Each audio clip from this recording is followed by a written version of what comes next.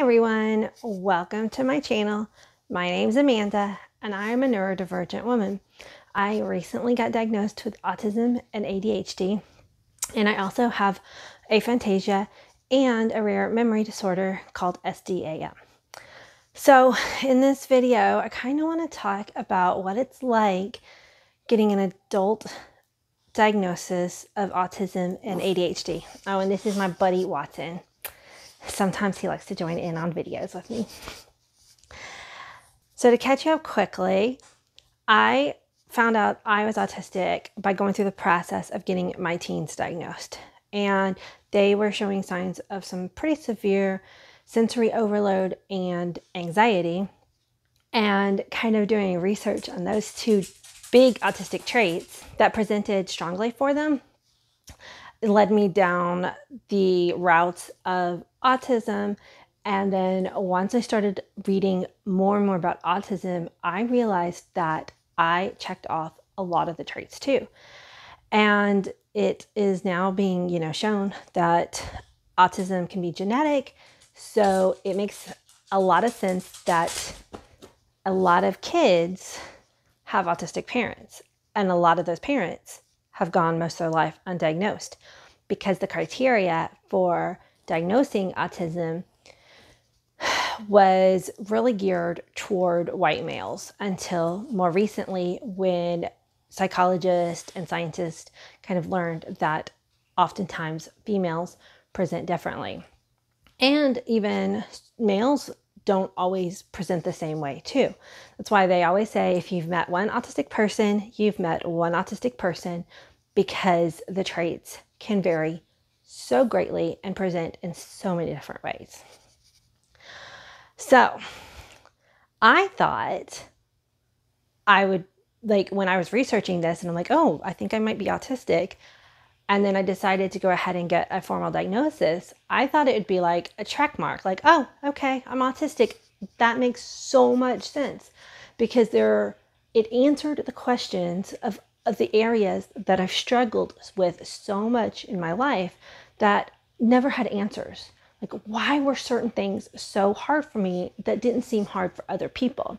And, I put it off to the things that a lot of people put off to, that, not everybody's good at all things.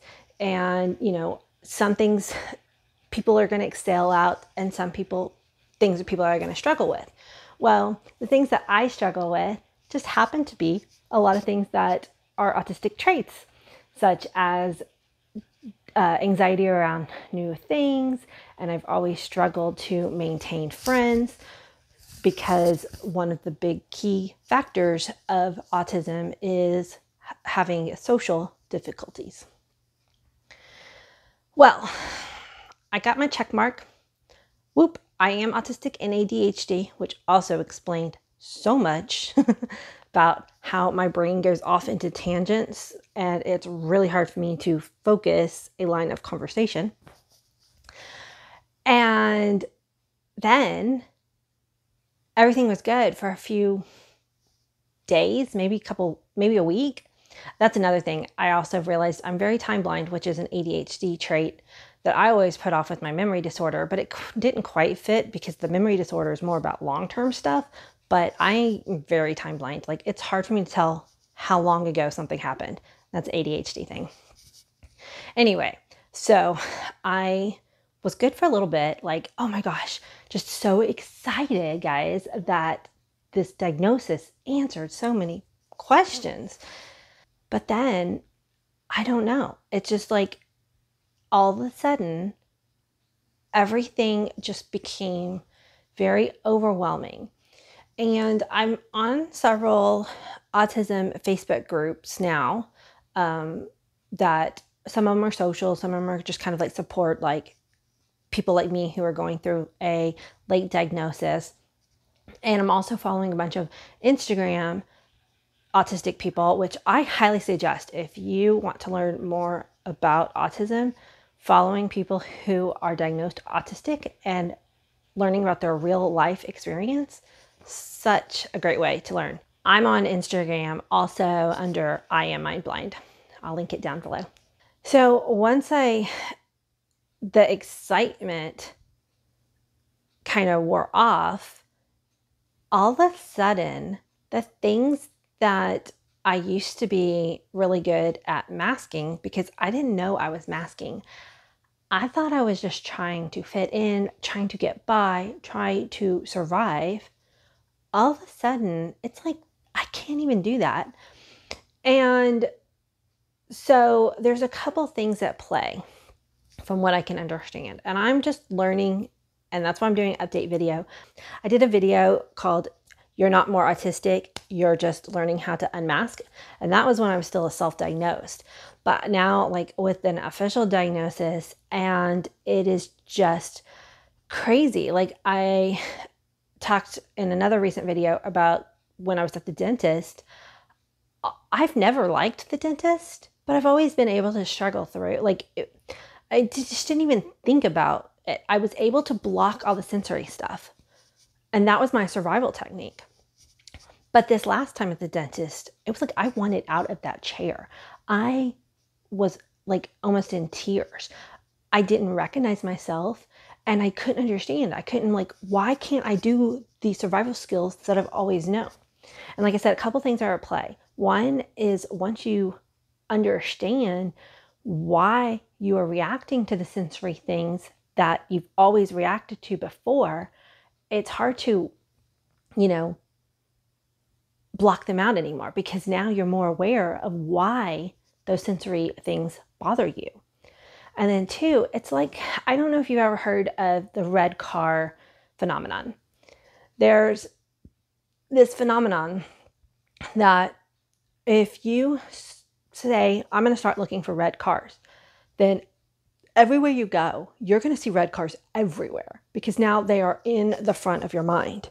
So if you start purposefully looking for red cars, they will be you won't even believe how many red cars are out in the world once you start focusing on that. And that's just one example that can apply to anything. I actually have a game sometimes that I like to play, looking for rainbows. And I will just kind of, for fun, say, okay, today I'm going to go rainbow hunting. And when that comes to the front of your mind and you're paying attention to it, you will see rainbows in places that you never thought you would see rainbows. Like, I remember the last time I played this, it was so much fun. And it kind of goes into the world of manifestation too, but I'm not going to go into that.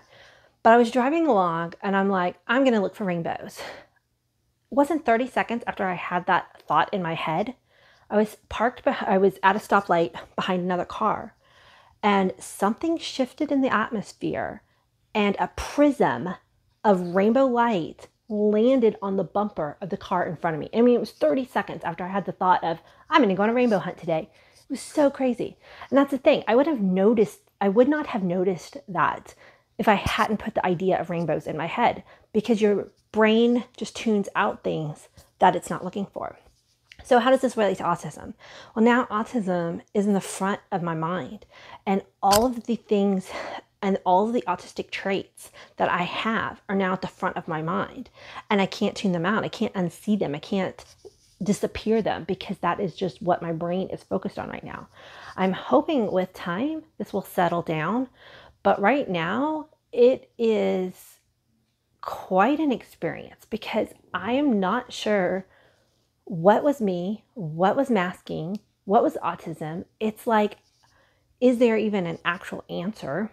Will I find who I am? What does Amanda like in this life? Because another experience I had this week was going out to eat at a restaurant. And I've always been someone who thought, I love going out to eat, because a lot of autistic people really struggle with food because of the sensory experiences with food. I'm a sensory seeker with food. I love new tastes and spices and crunches and textures. I'm a sensory seeker with food. So I love going to restaurants and trying new foods. But again, I've always been able to tune out all of the sensory stuff that I hate at restaurants. I've hated how loud restaurants are, and restaurants that have TVs with like you see the TV in the corner of your eye and it just catches your attention and you're like, I want to talk to this person. I don't want to watch TV. I'm not at a restaurant to watch a TV. Why is there a TV there? And then there's just the flashy light of the TV just keeps catching your eye. I hate that. Now, of course, not all restaurants have TVs, but a lot of them do, at least in America. And then restaurants are always like playing loud music, and then there's just all the other diners talking, and they're talking very loud because the music's playing loud. And I think going forward, I need to try to find much more quieter, intimate restaurants so that I can still enjoy this restaurant experience. But before, it never occurred to me even figure that out, because my masking self would tune out all of the sensory overload that would happen, and I would just be able to concentrate on my friends that I was dining with. So this last week when I went to a restaurant and I could not tune out all of the sensory stuff, and I was feeling very anxious, and I just like wanted to eat my food, which was really good, by the way, and leave. I left being really confused. I'm like, who am I if I don't love restaurants? Like, that was just something that I've always associated with something that I like to do. So I'm left kind of like spiraling, like, oh my gosh, what are my interests? What are the things that I want to do? What can I do that honors my needs without causing all this anxiety? Because that's the other thing. Like, when I'd go out to restaurants with friends, it is at a cost, because that anxiety that I wasn't even aware of would make me tired and emotionally drained the next day. And I never even paid attention to that payoff. I just put it off to like, oh gosh, man, I had a busy day yesterday. And then, my like life has been about pushing through, always pushing through. And I would get really frustrated at other people who would set those healthy boundaries and be like, oh no, I need to stay home and rest today. And I'm like, dude, my whole life is about pushing through. And now I'm kind of thinking I need to start listening to that part of myself and learning when I need to respect those boundaries. And it is not easy, and it is going to be a process. Anyway, I hope you find this video helpful. I'm just exploring and learning along with other people who are newly diagnosed. And it's just fun to kind of share and talk about my experience in the moment, live, as I'm feeling it. Who knows where I'll be next week with all of this. Thank you so much for watching and listening. Make sure you subscribe, and I'll see you on the next video.